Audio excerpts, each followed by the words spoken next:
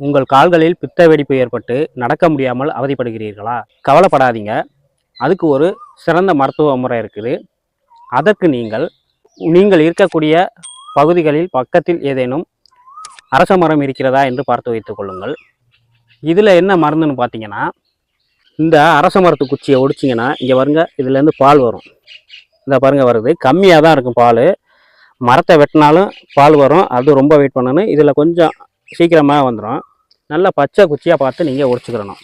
இந்த பாலை நீங்கள் இரவு நேரங்களில் உங்கள் கால்களை நல்லா சுத்தப்படுத்திடுங்க. சுத்தப்படுத்திட்டு அந்த பித்த வெடிப்பு இருக்கின்ற இடங்களில் நல்லா தடவிட்டு படுத்துருங்க. இதுபோல் தினமும் இரவு படுப்பதற்கு முன்பு இந்த அரசம்பாலை பித்த வெடிப்புகளில் தடவி விட்டு படுத்தால் வெகு சீக்கிரமாக உங்களுக்கு பித்த வெடிப்பு குணமாகிவிடும். என்ன ஒன்று, இதற்கு நீங்கள் சிறிது சிரமப்பட வேண்டியிருக்கும். ஆனால் நல்ல பலன் அளிக்கும்.